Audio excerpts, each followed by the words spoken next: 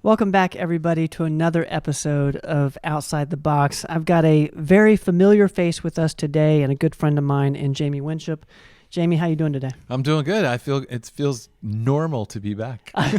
And I love that it feels normal that you're Yeah. back here. It feels normal to me. And today's conversation is going to be an interesting one, I think, for a lot of the listeners, and that's on anger. Yeah. We've talked a lot about different emotions, Right. joy, hope, positive emotions. Mm-hmm. Anger is something that I have a negative connotation around, and I think because of that, I might not express it all the time. Tell us a little bit, like, what is anger to you? Yeah. Well, okay. So this is a great question. So when we're in all the places we've worked all over the world and all the different groups and age ranges and all that stuff that we've worked with, whenever I'm talking to a person or we're interviewing a group and we're asking them the question, what's the main negative emotion you deal with on a regular basis? There's always two. Typically it's fear, but the other one is anger. There's so it'll be, going around the room, fear, then anger. And so we know we're going to run into anger as a negative emotion experienced by people that we deal with. And so a right understanding of anger, just like a right understanding of fear, is really helpful and healthy. So the one thing to understand about anger is, in our experience, anger is always a secondary emotion. It's never the first.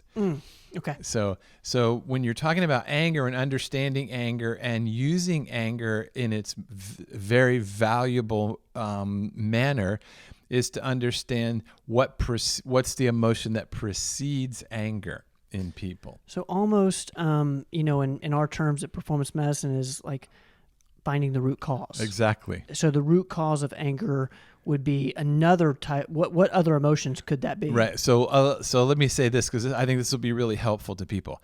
So the human emotion of anger is really built to respond to injustice.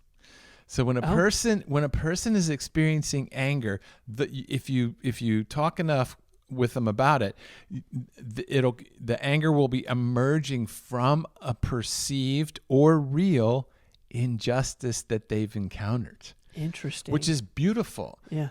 So in its purest sense, anger, in its beautiful sense, is anger is an emotion against injustice. And so therefore, we should be angry about injustice. The problem is that's not what we're angry about.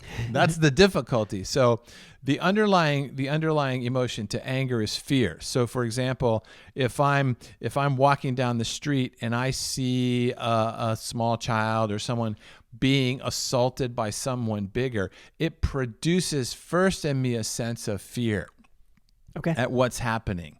And then that fear, then anger comes in over top of the fear as a sense of power and control and authority to react against the perceived injustice, right? So I become angry about it. Okay. Right? So when I'm talking to a person and they say, I just really struggle with anger. Well, what's the emotion? Give me a scenario where you feel the anger.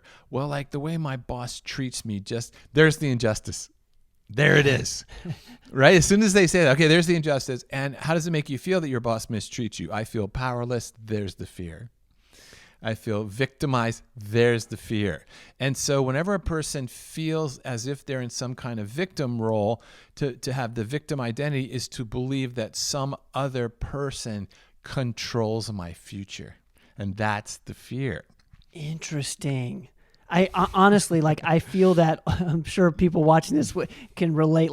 I feel that all the time. Yes, sure. That powerlessness, that the feeling of someone else has control of my life, right, and in my future, that is such a real emotion. Right. So think of with a kid in school and he says something like, "I hate math."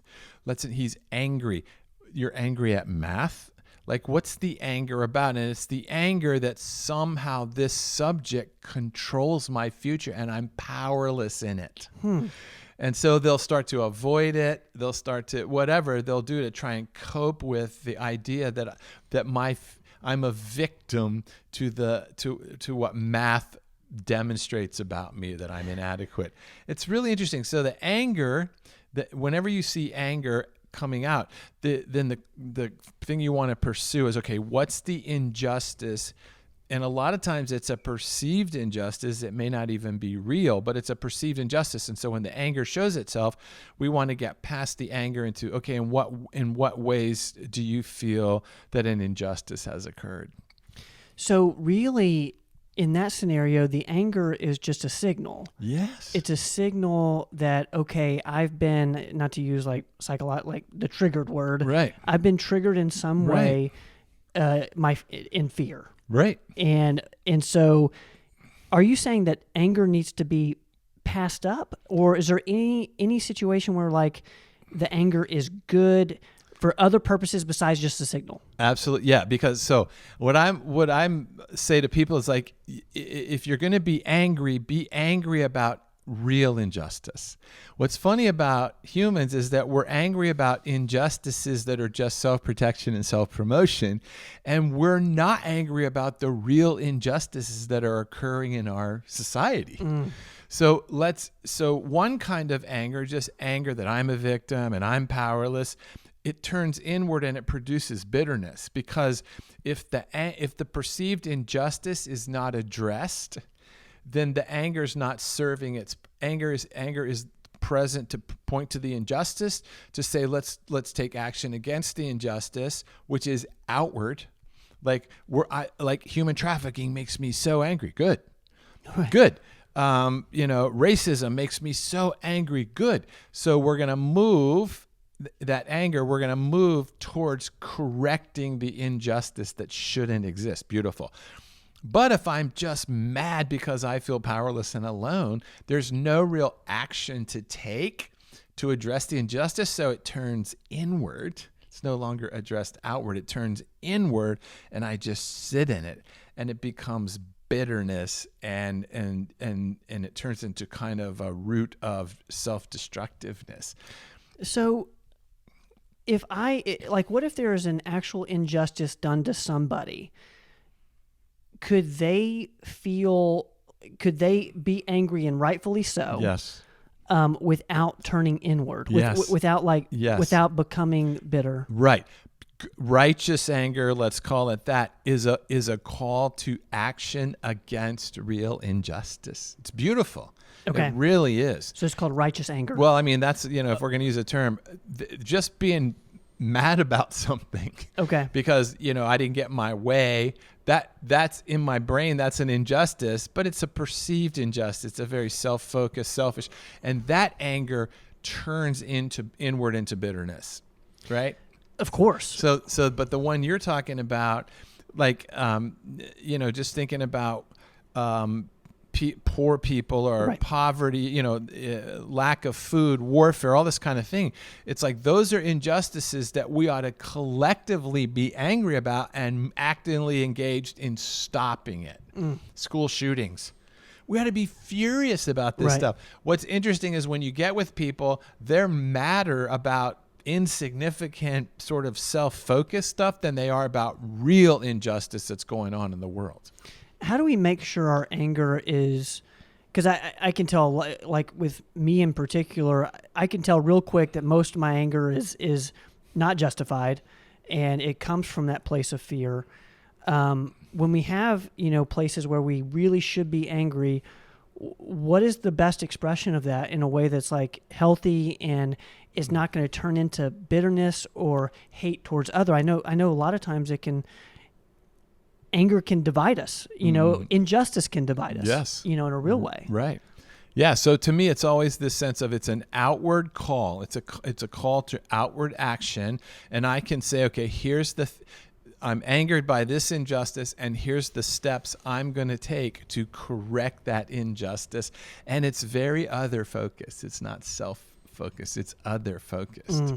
Right? Like I'm upset. I'm angry about orphans in Haiti. Okay, great. Okay, so instead of just stewing that and sitting in that, I'm going to turn that outward. Here's the steps I'm going to take to help stop that injustice. Give to an orphanage.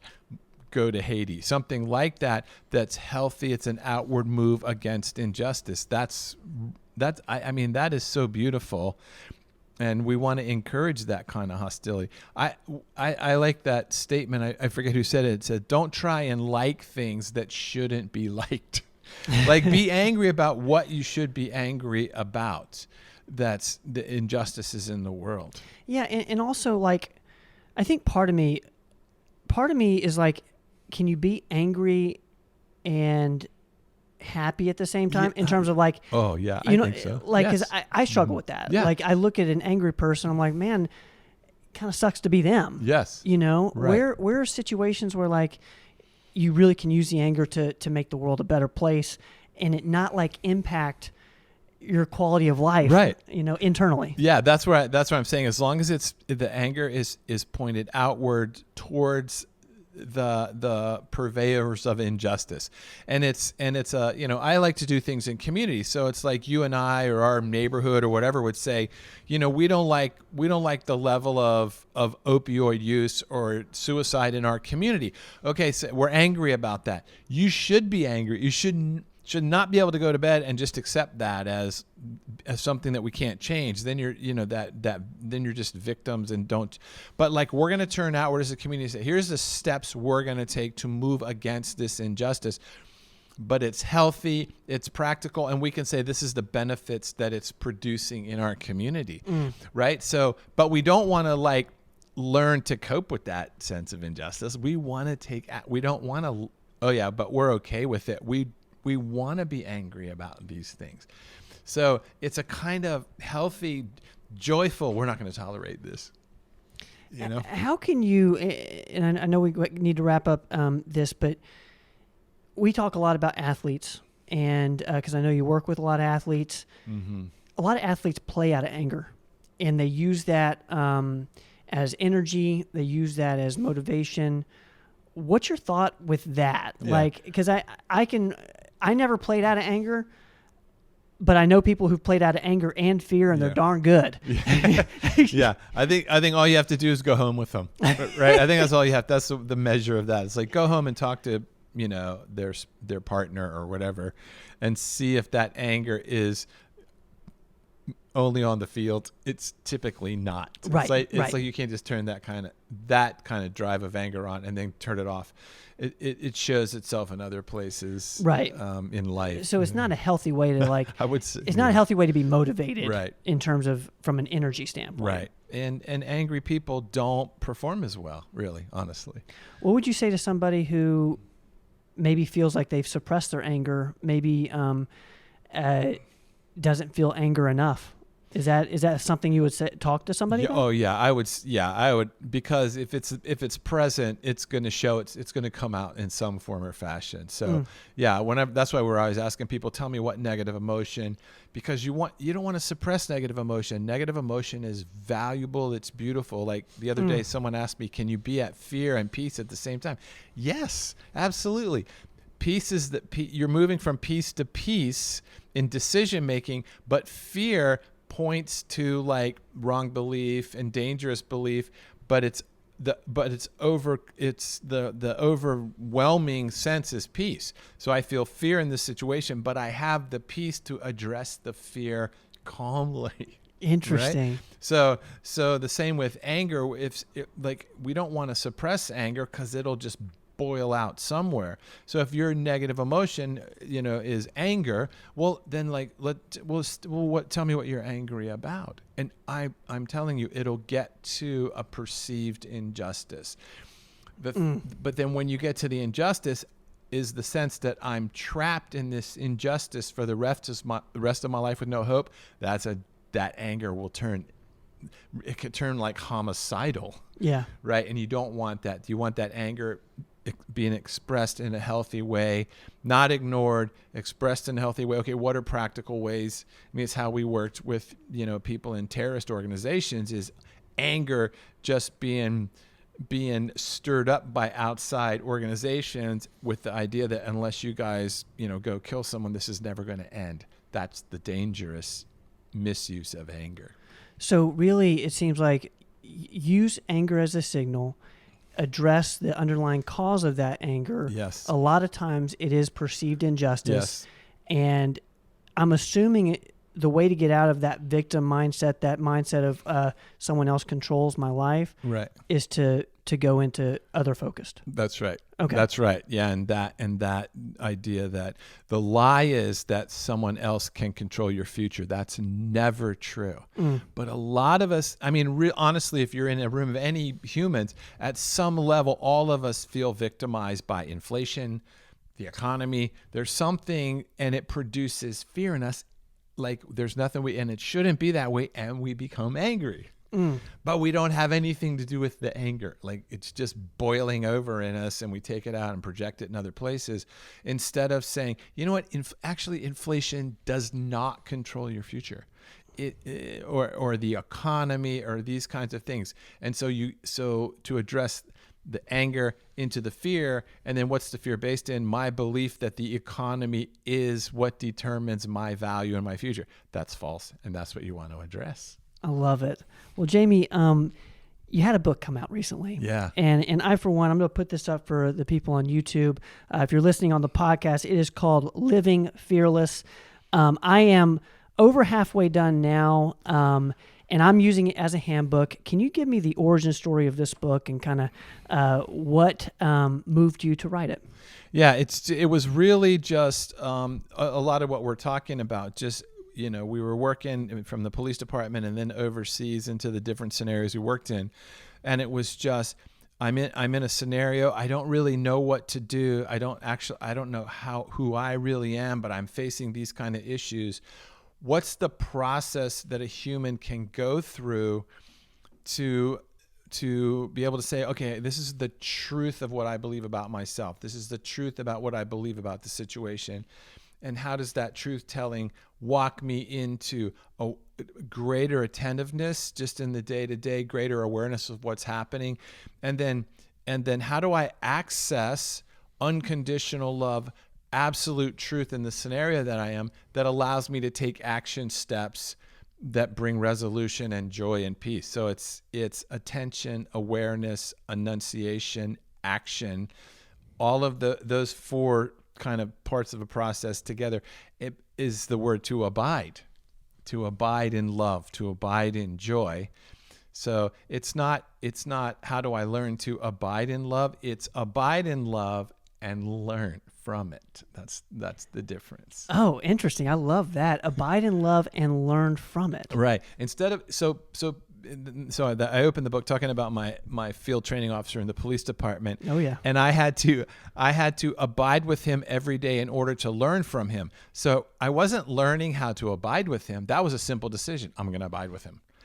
My decision to abide with him is where all the learning occurs. So people say, well, how do I learn to abide in love? That's the wrong question. The question is commit to abiding in love and learn what love has to teach. It's a different idea. So it's really it's a commitment first. Right. And then it's more of just kind of observing what happens. Exactly. That's fascinating. And Yeah. the character you're talking about, which is a real life person in your life, was one of my favorite characters at the beginning. Yeah. I don't know if I could have lasted.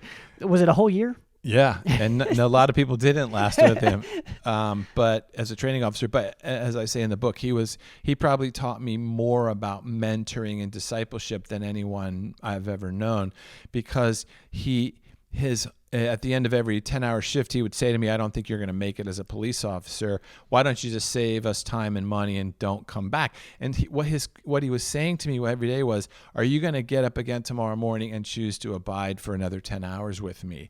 Because if you're willing to do that, you eventually will learn. But if you give up on the abiding commitment to get up and abide with me, you'll never learn anything.